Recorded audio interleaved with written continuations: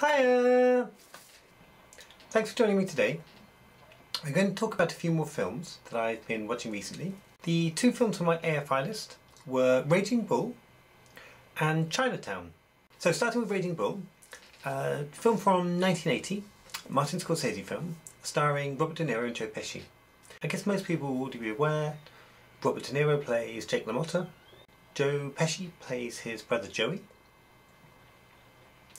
and you have a really good performance from Kathy Moriarty as the wife Vicky, Jake's wife Vicky.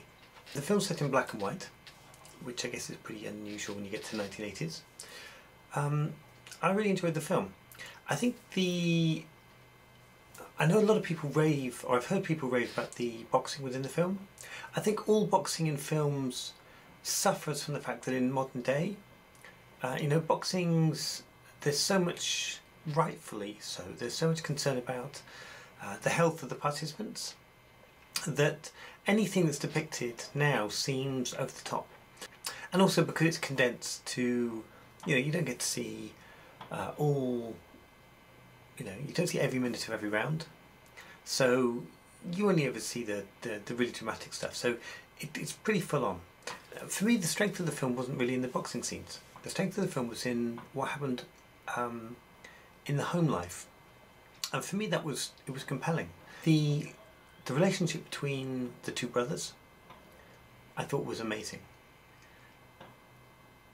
The characterization, the sort of journey that Jake goes on through his career, I thought was really excellent.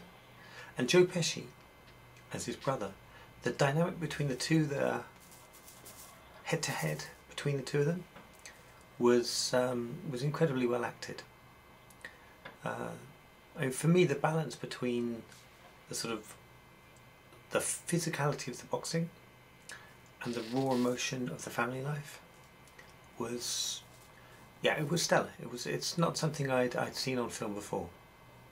And I have to say, for a film that is pretty long, it's a relatively long film, it flew by, absolutely flew by. And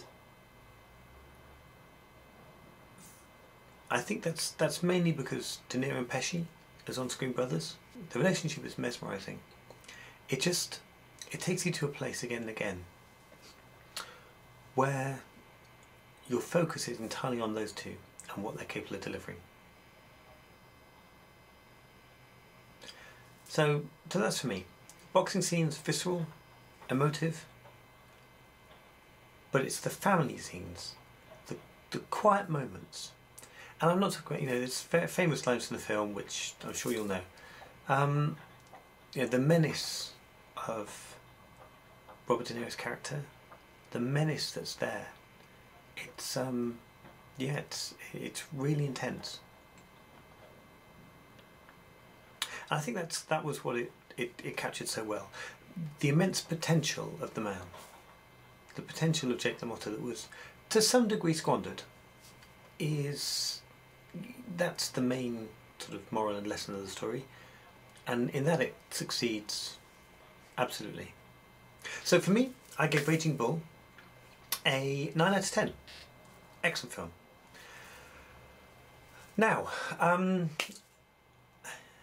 I think based on, if you were looking at ratings and rankings and stuff like that, I think Chinatown is a film that has an awful lot of expectation. So, Chinatown. I went into Chinatown expecting a lot from the film, and I enjoyed it. It was a good film. But for me, there's a couple of things that really didn't sit very well with me, and I'll talk about what they are very quickly. Chinatown is from 1974, directed by Roman Polanski, starring Jack Nicholson and Faye Dunaway, predominantly. And it's basically another film noir, or done in the style of film noir. Again, for me, it captured an awful lot of the beats of the sort of noir genre, which was good. Certainly well directed, filmed very well. The story itself I found compelling, really gripping. For me, you were carried along by the story, And that for me was true right up until the end. Good things about the film: I thought the pacing was excellent, the quality of the acting was also excellent. Nicholson was great in the film, as was Dunaway. I felt the story, the intrigue, the plot was fantastic. The fact that it's based around sort of true events is also, yeah, it's interesting. It's very interesting to see that coming out of a film. The first problem I had was with the end itself. No spoilers, but I found the end to be unnecessarily bleak. I know that was what Polanski was going for, was something bleak, but I found it unnecessarily so. And for me, the film itself didn't wrap up in the way I was hoping that it would do. I felt that towards the end it was basically rushing to get to a point where it hit this sort of noir ending, and I think he just pushed that. I don't think this is a particular spoiler, but if it is, then apologies for that. Jack Nicholson's character, had been based around Chinatown. He'd worked as a cop in Chinatown. And the ending of the film takes place in Chinatown. The film's called Chinatown. But other than that, there's no real link. I don't see the link between with Chinatown, what this gives to the film. It's almost like they were looking for a way to, because almost all the film is set in sort of rural valleys around Los Angeles. It's set around the coast of Los Angeles.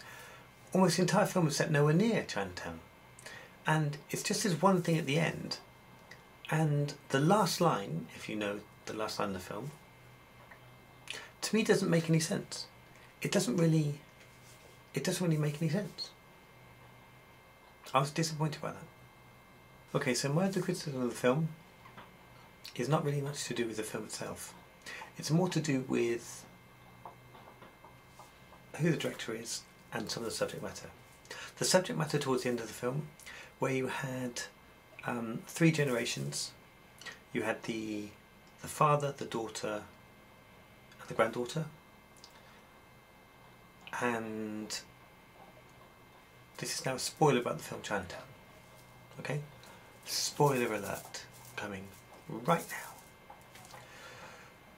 So, in the film, Faye Dunaway's character was raped by her father at the age of 15 and has a 15-year-old daughter. So now Faye Dunaway. She's estranged from her father, but she has a child from her father. So that's the famous line of the film: my sister, my daughter, my sister, my daughter. She's my sister and my daughter. Fine. Great line. You'll know at the end of the film that the granddaughter goes off with the grandfather. Now, the fact that nothing is said about that, nothing is done about that, knowing what we know about the father, to me,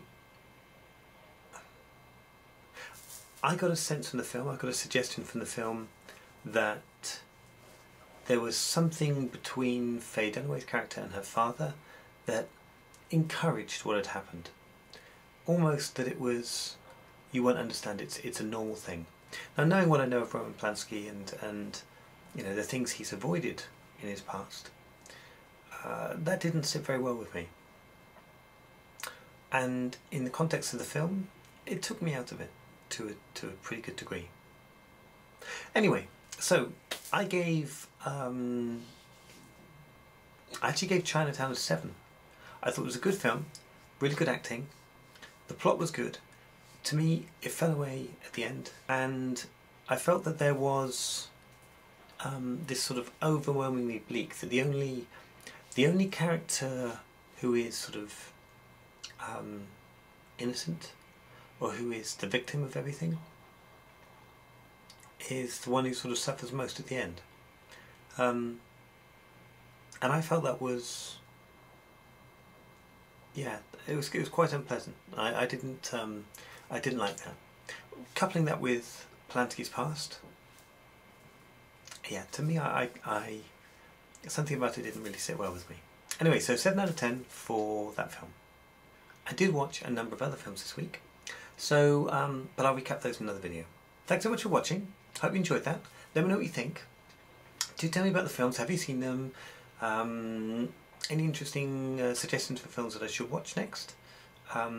Anything from the AFI list is very much appreciated. And in particular, if you happen to see or know where I can get hold of them without having to buy the DVD, that would be great. Because at the moment I'm trying to trawl my way through Netflix and Amazon and other bits and pieces and see which ones I can get hold of that I've already paid for under my subscription. Okay, thanks so much for joining again. Hope you enjoyed this, and goodbye. Bye. Bye.